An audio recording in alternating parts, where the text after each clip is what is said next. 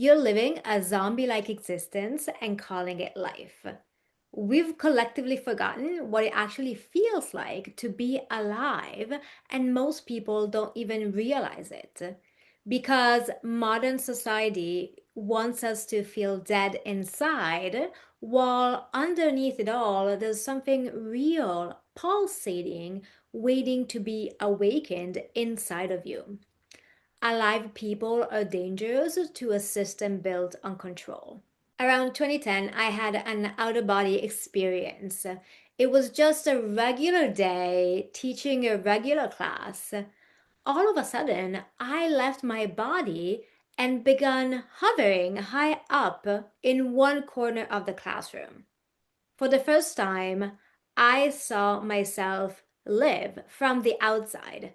I saw myself perform, execute, and I realized something terrifying.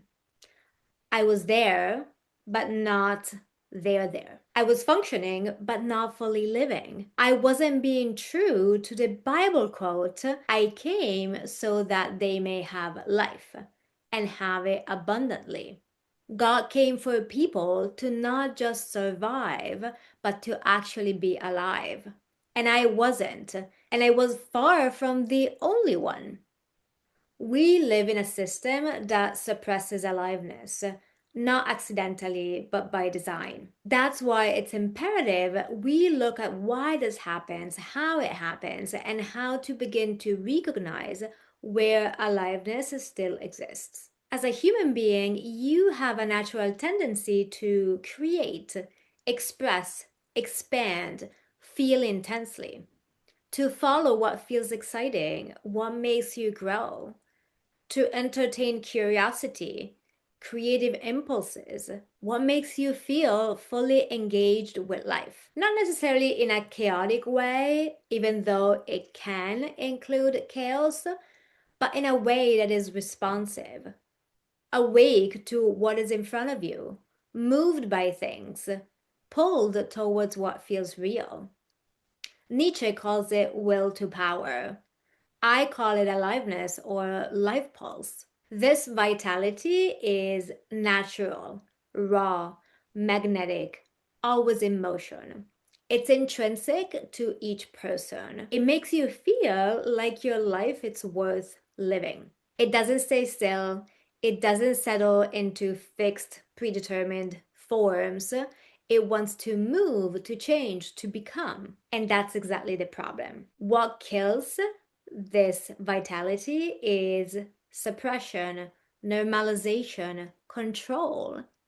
That voice that tells you, no, you cannot do that. Modern society is designed to kill vitality.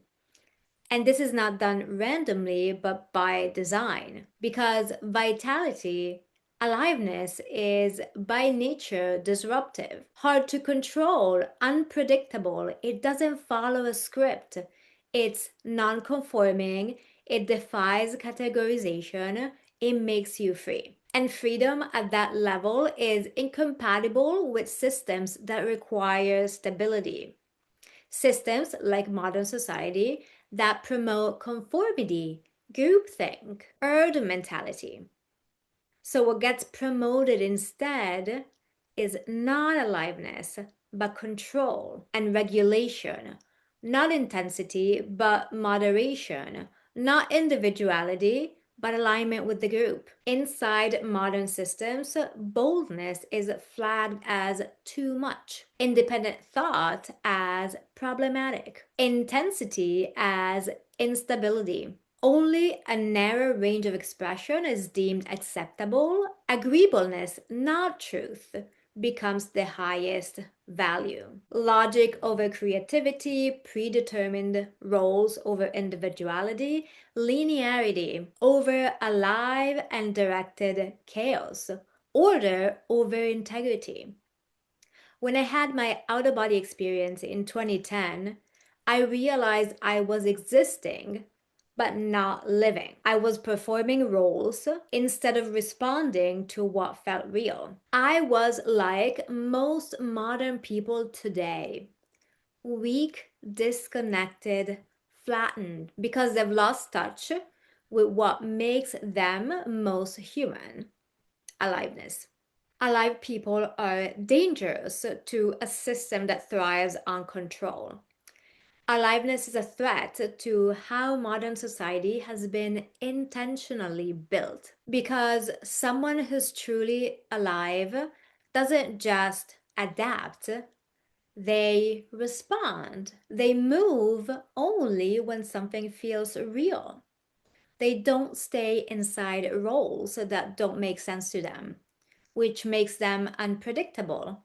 And unpredictability is a problem for systems that rely on stability. When you're not afraid of feeling fully alive, you become way harder to manage, way harder to categorize, harder to integrate into pre existing structures. And not because you're really threatening, but because you're not compliant.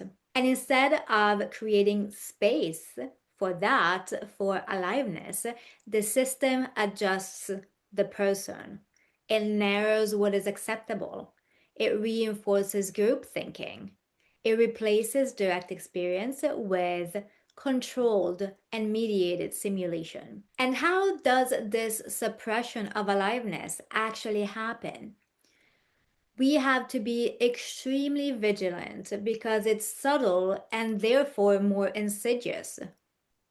We live in a strange paradoxical reality. We have more stimulation than ever before, more access, more input, more things to consume, scroll, react to. On the surface, that stimulation looks like aliveness. It looks like movement. It looks like intensity. It looks like engagement. Because in those moments, something inside of us is being stirred, but it's not the same thing. Stimulation, dopamine chasing, is not aliveness. Because real aliveness comes from direct contact with reality, not through reality consumed by way of social media apps. What modern society offers instead is mediated experience: social media, fast food, pornography, dating apps. These things are designed to mimic the feeling of aliveness without requiring actual engagement with life. They only deliver empty pleasure that, if you really pay attention, doesn't feel like pleasure at all. Instead of nourishing you, it depletes you, like drinking salt water. Within this controlled, extremely controlled scenario, the real impulse towards aliveness, the one that will move you, disrupt things, change things, has no space to express itself.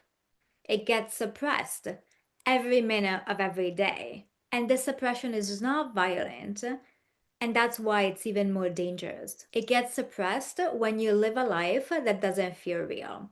Through perfectly optimized routines, through expectations, through the subtle pressure to stay within a certain range of behavior. When aliveness is repressed, it doesn't disappear, it turns inwards. The energy is still there, it just has nowhere to go. And that's when the chronic symptoms show up: the neurosis, the addictions, the obsessions. It's no coincidence that we're in the midst of a mental health crisis. And even on a simpler day to day level, misdirected aliveness becomes chronic overthinking, confusion, self doubt, loss of contact with what's real. Aliveness never goes away, but in modern society, it has become extremely difficult to read. The problem is not that you lack vitality, it's that your vitality has been consciously suppressed by a system that fears it. And now it keeps looping inwardly with nowhere to go. And that creates the very distinct feeling that something in your life is off. Aliveness is not gone, it never goes away. It's a field that is always present. You are part of it, but you've been living inside a constructed system that has made it extremely hard to recognize. Aliveness, real vitality, life pulse. You cannot find these things in the places you've been taught to look. Not in constant simulation, not in optimization, not in performance, not in trying to become someone you're not. Aliveness can only be found in moments of direct contact with reality. Simone Weil describes this as attention. Not attention as focus or productivity, but attention as presence. A way of being where nothing stands in between you and what is in front of you, where you're not managing the experience, interpreting it, or trying to turn it into something.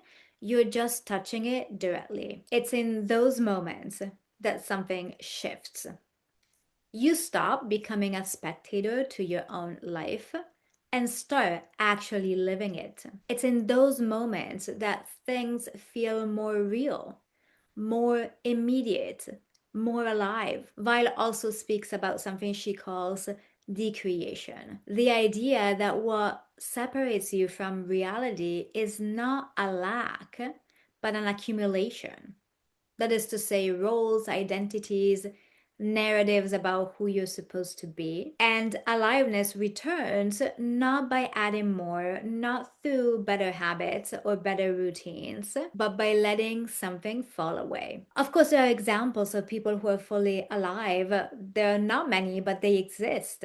And their energy is just different. Not because they exert force or domination or just display intensity for its own sake. Their charisma lies in simplicity, in direct contact, in humility, in truth. An example would be Saint Francis of Assisi, who promoted childlike joy, a joy that didn't come from achievement or control, but from lightness, from non attachment, even from a kind of foolishness.